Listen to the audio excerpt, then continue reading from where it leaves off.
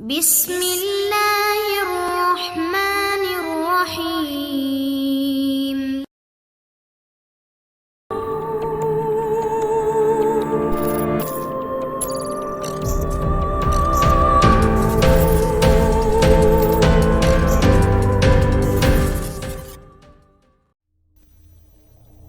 السلام علیکم دوستو، اشتیاق احمد ناول، زیرال اور انسپیکٹر جمشید۔ اگر آپ نے ابھی تک ہمارے چینل جاسوسی دنیا کو سبسکرائب نہیں کیا تو سبسکرائب کریں اور بیل آئیکن پر کلک کیجیے۔ انسپیکٹر جمشید اپنے دفتر میں موجود تھے۔ اکرام ایک طرف بیٹھا فائلوں میں سر کھپا رہا تھا، جبکہ انسپیکٹر جمشید ایک تازہ کیس پر غور کر رہے تھے۔ اسی وقت آئی جی صاحب کا چپراسی اندر داخل ہوا۔ السلام علیکم، آپ کو صاحب یاد فرما رہے ہیں؟ وعلیکم السلام، تم چلو میں آتا ہوں، انہوں نے کہا۔ انہوں نے فائل بند کی اور یہ کہتے ہوئے کمرے سے باہر نکل گئے۔ اکرام، فائل میز پر ہی چھوڑے جا رہا ہوں، اس کا خیال رکھنا۔ انہوں نے باہر نکلتے ہوئے اکرام کی آواز سنی۔ جی اچھا۔ آئی جی کے کمرے میں پہنچے تو یہ دیکھ کر حیرت زدہ رہ گئے کہ وہاں ان کے علاوہ ڈی آئی جی تو موجود تھے ہی، وزارت خارجہ کے سیکریٹری بھی تشریف رکھتے تھے۔ السلام علیکم، انہوں نے کہا۔ وعلیکم السلام، تینوں کے منہ سے نکلا۔ پھر آئی جی صاحب بولے، آؤ جمشید بیٹھو، آپ پریشان دکھائی دے رہے ہیں۔ انہوں نے تینوں کو بغور دیکھتے ہوئے کہا، ہاں کچھ ایسی ہی بات ہے، ابھی تھوڑی دیر بعد یہاں ایک آدمی لایا جائے گا، اس کے آنے کے بعد ہی بات ہوگی۔ کمرے میں خاموشی طاری ہو گئی۔ انسپکٹر جمشید کو حیرت ہو رہی تھی کہ آخر ماجرا کیا ہے، وہ کون شخص ہے جسے لایا جانے والا ہے۔ آخر چپراسی نے اندر آ کر کہا، سر وہ آ گئے ہیں۔ ٹھیک ہے، انہیں اندر بھیج دو۔ فوراً ہی ملٹری کے 3 افسر اندر داخل ہوئے۔ ان میں سے ایک میجر تھا، ایک کیپٹن اور ایک لیفٹیننٹ۔ ایک آدمی کو دونوں طرف سے پکڑے ہوئے تھے۔ یہ ایک دبلا پتلا سا آدمی تھا، اس کے چہرے پر دہشت کے آثار طاری تھے، رنگت اڑی ہوئی تھی۔ وزارت خارجہ کے سیکریٹری سے دیکھتے ہی بولے، انسپکٹر صاحب، اس شخص کو سرحد پار کرتے ہوئے پکڑا گیا ہے، یہ ہمارے دشمن ملک سے ادھر آ رہا تھا۔ انسپکٹر جمشید کو یہ بات سن کر حیرت ہوئی، کیونکہ یہ تو کوئی ایسی بات نہ تھی، ایسے لوگ تو آئے دن پکڑے جاتے رہتے تھے۔ پھر اس میں کیا خاص بات تھی کہ اسے پکڑ کر محکمہ سراغ رسانی کے دفتر تک لایا گیا تھا؟ یہی نہیں، وزارت خارجہ کے سیکریٹری تک ادھر آئے تھے، اور مجرم کو بھی پولیس کے نہیں ملٹری کے 3 افسران لائے تھے۔ اس وقت انہوں نے سنا، سیکریٹری صاحب کہہ رہے تھے، شاید آپ میری بات سن کر حیران ہوئے ہوں گے، لیکن ابھی جب میں آپ کو تفصیل بتاؤں گا تو آپ کا بھی وہی حال ہوگا جس وقت ہمارا ہے۔ جس وقت اسے پکڑا گیا اس نے واپس اپنے ملک کی طرف بھاگنے کی سرتوڑ کوشش کی، فائر بھی کیے، لیکن اس کی بدقسمتی کہ ہمارے فوجی اسے گھیرنے میں کامیاب ہو گئے۔ اس کی تلاشی لی گئی تو اس کی جیب سے پستول کے علاوہ جو چیز برآمد ہوئی وہ میں آپ کو دکھاتا ہوں۔ سیکریٹری نے یہ کہہ کر جیب میں ہاتھ ڈالا، اور جب ان کا ہاتھ باہر آیا تو اس میں ایک سلیب تھی۔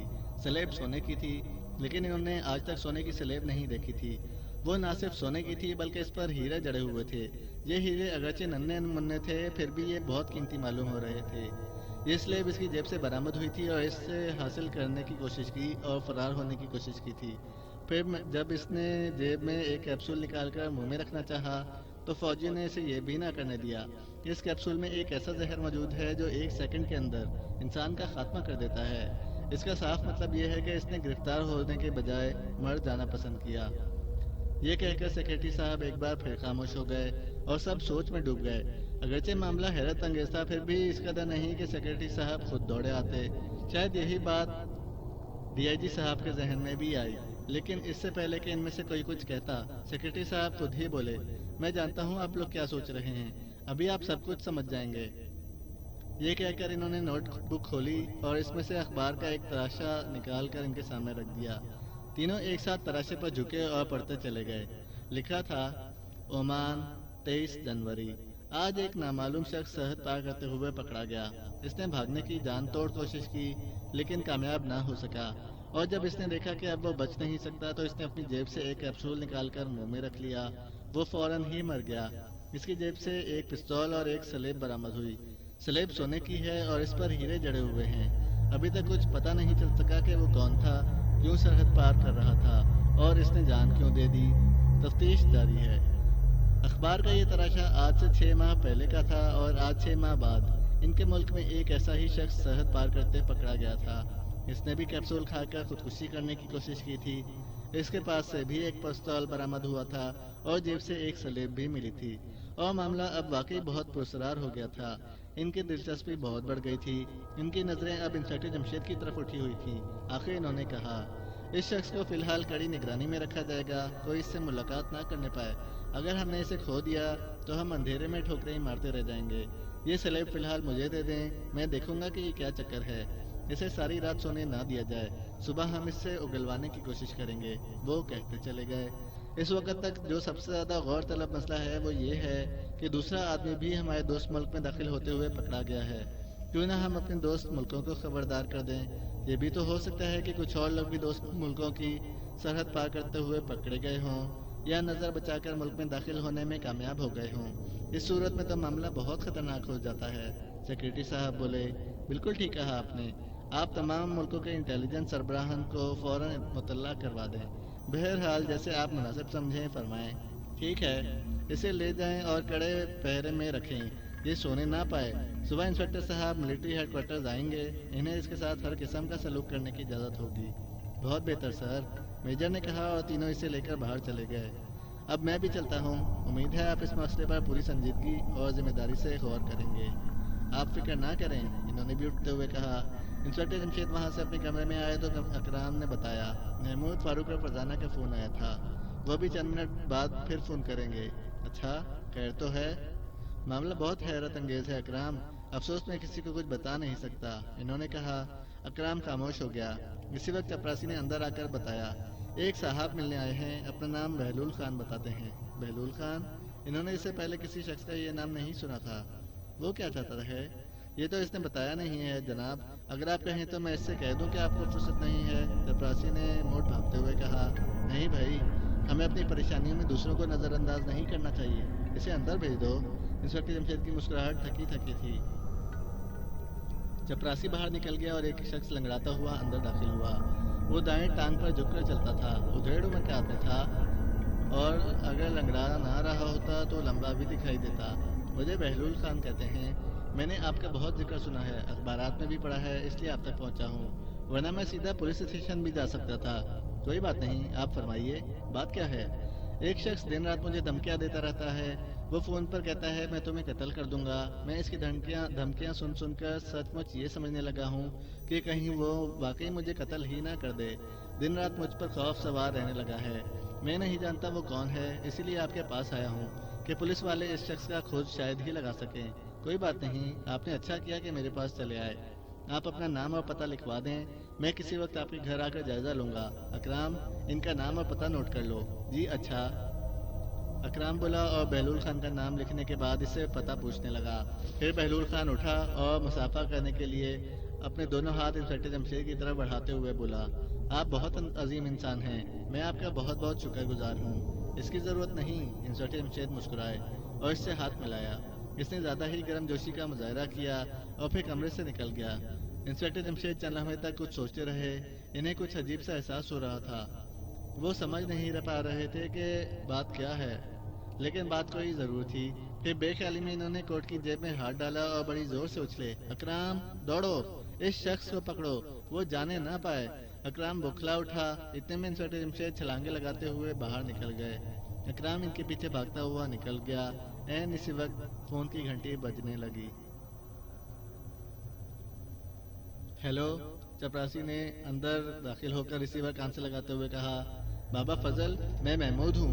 کیا ابا جان ابھی آئی جی صاحب کے کمرے سے نہیں آئے؟ وہاں سے تو آ گئے تھے بیٹا, اچانک ہی کوئی واقعہ پیش آ گیا.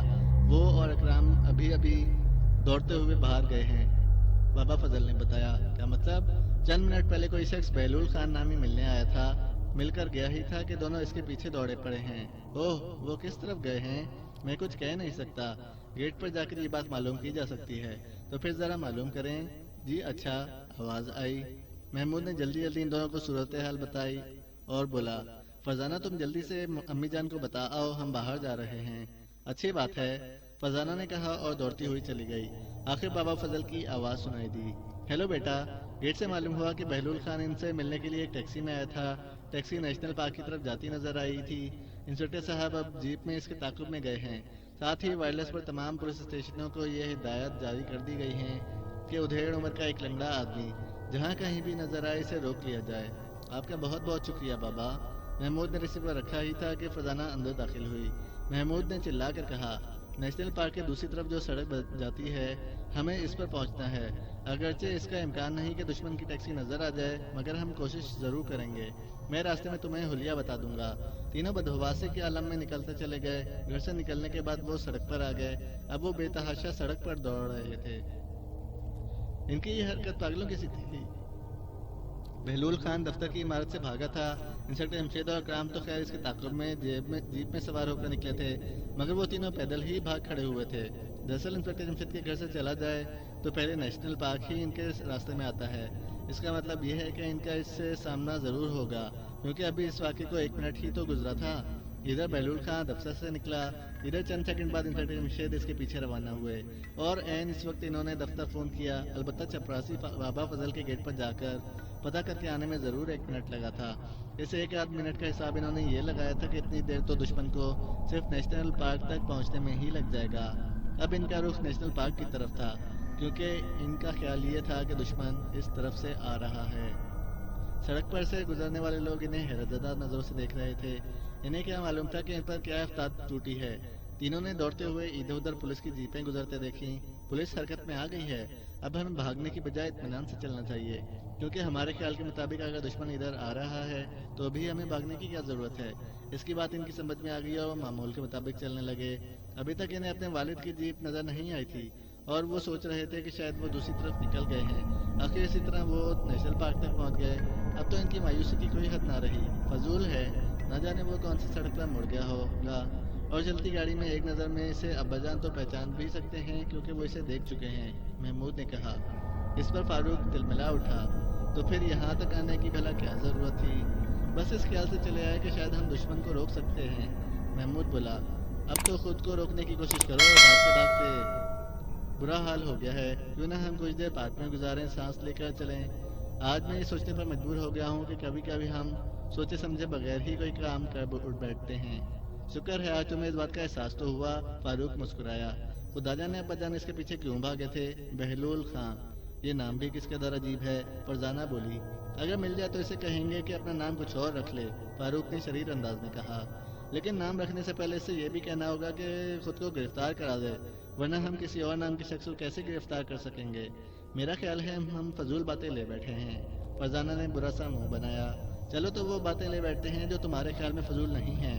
ہاں ذرا ان باتوں کی کوئی مثال تو دو۔ میں ابا جان کے لیے پریشان ہوں، وہ کوئی بہت ہی خاص بات ہوگی جس کی وجہ سے انہیں اس کے پیچھے بھاگنا پڑا۔ عام باتوں سے تو ہمارا واسطہ کبھی پڑتا ہی نہیں، یہاں تو ہمیشہ خاص باتیں ہی پلے پڑتی ہیں۔ اسی وقت وہ پارک میں داخل ہوئے۔ دوسری طرف سے آتا ہوا ایک آدمی ان سے بے خیالی میں ٹکرا گیا۔ فوراً ہی اس نے کہا، معاف کرنا بچوں۔ انہوں نے چونک کر اس کی طرف دیکھا۔ یہ ایک لمبا چوڑا آدمی تھا، آنکھوں پر اینک تھی اور چہرے پر ایک خوشگوار مسکراہٹ۔ کوئی بات نہیں جناب۔ وہ دروازے میں سے نکلتا چلا گیا۔ عین اسی وقت محمود نے کہا، اس شخص کی آواز جانی پہچانی لگتی ہے۔ دن بھر میں ہم نہ جانے کتنے آدمیوں کی آوازیں سن چکے ہیں، یہ آواز بھی ان میں سے ہی ایک ہوگی۔ نہیں فاروق، یہ بات نہیں، میرا دل بھی یہی کہتا ہے جیسے ہم نے اس آواز کو کہیں سنا ہے۔ یہ یاد نہیں آ رہا۔ یاد آئے بھی کیسے؟ تم دونوں تو بلا وجہ ہی بات کے پیچھے پڑ جاتے ہو، بال کی کھال اتارنے لگتے ہو۔ میں کہتا ہوں ہوگا کوئی، آخر ہمیں اس سے کیا؟ ہم تو نکلے تھے ایک لنگڑے آدمی کی تلاش میں، دیکھ لو وہ لنگڑا ہرگز نہیں ہے۔ فرزانہ، کیا خیال ہے؟ کس بارے میں؟ اس کا تعاقب کرنے کے بارے میں۔ بہت خوب، آؤ چلتے ہیں۔ چلو فاروق۔ میں کیوں چلوں؟ میں تم دونوں کے شوق سے تعاقب کرو، اگر تعاقب کرنا ہے تو۔ عادت جو ہے تم لوگوں کی لکیر پیٹنے کی، میں تو یہیں بیٹھنا پسند کروں گا، اس نے تیز آواز میں کہا۔ جب تم اس کا تعاقب کر کے بور ہو جاؤ تو مجھے یہیں سے لے لینا۔ بہت خوب، تو پھر ہم چلتے ہیں، محمود نے کہا اور فرزانہ کو ساتھ لے کر اس شخص کے پیچھے چل پڑا۔ وہ ابھی تک پیدل ہی جا رہا تھا۔ انسپکٹر جمشید بے تحاشا جیپ چلا رہے تھے، لیکن وہ نہیں جانتے تھے کہ بہلول خان انہیں مل بھی سکے گا یا نہیں۔ عمارت کے دروازے پر کھڑے سیکورٹی گارڈ سے اتنا معلوم ہو سکتا تھا کہ وہ ایک چھوٹی سی نیلے رنگ کی کار میں آیا تھا اور اسی میں بیٹھ کر فرار ہوا ہے۔ عمارت سے وہ بہت پرسکون انداز میں نکلا تھا۔ اتنی دیر میں انسپکٹر جمشید وائرلیس پر ہدایات دے چکے تھے اور اب پولیس کی جیپیں بھی اس نیلی کار کی تلاش میں تھیں۔ ہوا کیا ہے جناب؟ کرام سے رہا نہ گیا۔ اس کی حیرت لمحہ بہ لمحہ بڑھتی جا رہی تھی۔ تم نہیں جانتے کرام، بہت بڑا معاملہ ہے۔ مجھے اس معاملے کی جڑیں بہت دور تک پھیلی محسوس ہو رہی ہیں۔ کس معاملے کی؟ مجھے افسوس ہے اکرام، میں تمہیں اصل بات نہیں بتا سکتا، کیونکہ محکمہ خارجہ کی سیکرٹری صاحب کی یہی ہدایت ہے۔ ہاں میں گول مول انداز میں تمہیں بتا دیتا ہوں۔ ہمارے ملک کی سرحد پار کرتے ہوئے ایک شخص کو گرفتار کیا گیا ہے۔ اس کی جیب سے ایک عجیب سی چیز نکلی ہے. بالکل ایسی ہی چیز ہمارے ایک دوست ملک کی سرحد پار کرتے ہوئے پکڑے جانے والے آدمی کے پاس سے برآمد ہوئی تھی. اس چیز نے حکومت کو چکرا دیا. سیکرٹری صاحب اسی وقت اسی موضوع پر بات کرنے آئے تھے. میں نے ان سے درخواست کی تھی کہ وہ چیز میرے پاس رہنے دیں. انہوں نے اس پر کوئی اعتراض نہیں کیا تھا. میں اسے لے کر بہلول خان یہاں پر آیا تو بہلول خان آ گیا. اس نے اپنی پریشانی بتائی اور پھر گرم جوشی سے ہاتھ ملاتے ہوئے چلا گیا. لیکن اب آپ اس کے پیچھے کیوں جا رہے ہیں؟ اس لیے کہ وہ میری جیب سے وہ چیز لے اڑا ہے. انسپکٹر جمشید نے مسکرا کر کہا. اکرام کو ان کی مسکراہٹ بہت عجیب لگی. اتنی زبردست شکست کے موقع پر بھی انسپکٹر جمشید ہی تھے جو مسکرا رہے تھے. کوئی اور ہوتا تو اپنے بال نوچ بیٹھتا. ان کی جیب سے کوئی چیز نکال لے جانا کوئی معمولی بات نہیں تھی، اور وہ بھی ان کے دفتر میں سے. یہ واقعہ کسی سڑک پر پیش آیا ہوتا تو بھی کہا جا سکتا تھا کہ چلتی سڑک پر یہ کام دکھا جانا کوئی مشکل نہیں. لیکن کمال تو یہی ہے، وہ شخص ان کے دفتر میں ان کی میز پر ان کے سامنے بیٹھا تھا. پھر اس نے اٹھ کر مسافہ کیا اور اسی لمحے وہ چیز نکال کر لے گیا. یہ اس کی مہارت کا جیتا جاگتا ثبوت تھا کہ انسپکٹر جمشید جیسے آدمی کو پتہ تک نہ چلا. آپ مسکرا رہے ہیں؟ اکرام نے بکھلا کر پوچھا. تو اور کیا کروں، اب رونے سے تو رہا. یہ بھی تو سوچئے کہ کل کے اخبار اس خبر کو کتنا اچھالیں گے. وہ آفیسر جو آپ سے جلتے ہیں جان بوجھ کر اخباروں میں خبریں نہ لگوائیں گے. اس سے کیا فرق پڑتا ہے؟ میں شہرت کا بھوکا نہیں ہوں. میں صرف ملک اور قوم کی خدمت اور حفاظت کے لیے کام کرتا ہوں. جب میرے دوست اور دشمن مجھ پر کہے لگا رہے ہوں گے تو میں دشمن کی شہرک تک پہنچ جاؤں گا اور اس طرح وہ دھک سے رہ جائے گا. کیا آپ سمجھ گئے ہیں کہ دشمن کون ہے؟ نہیں، تم میرا مطلب غلط سمجھے. یہ چکر تو ابھی شروع ہوا ہے، کہاں جا کر ختم ہوگا کچھ نہیں کہہ سکتا. اگر ہم بہلول خان کو نہ پکڑ سکے تو بہت مشکلات پیش آئیں گی، کیونکہ دشمن کی جاسوس سے جو چیز برآمد ہوئی ہے وہ ہمارے بہت کام آ سکتی تھی. وہ بچ کر جائے گا کہاں؟ اس وقت تک سارے شہر کی ناکہ بندی ہو چکی ہوگی. جو شخص میری جیب سے کوئی چیز لے اڑے وہ معمولی شخص نہیں ہو سکتا اکرام. وہ یہ بھی اچھی طرح جانتا ہوگا کہ مجھے بہت جلد معلوم ہو جائے گا، اس لیے اس نے پہلے ہی سوچ لیا ہوگا کہ وہ کس طرح بچ سکے گا. آخر کیسے؟ وہ کہاں چھپے گا اور کب تک چھپا رہے گا؟ اکرام بولا. تم نہیں سمجھتے، اسے چھپنے کی ضرورت ہی نہیں ہوگی. وہ تو آزادی سے گھومے گا پھرے گا. کیوں؟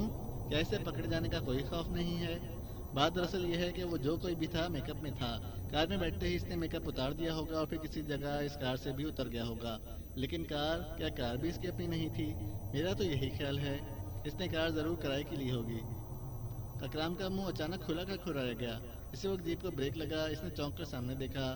دوسری طرف سے محمود اور فرزانہ آ رہے تھے. تم کہاں پھر رہے ہو؟ ہم بہلول خان کی تلاش میں نکلے تھے، یہاں تک کہ نیشنل پارک تک پہنچ گئے. وہاں سے اسی وقت ایک آدمی نکلا. وہ بے خیالی میں ہم سے ٹکرا گیا.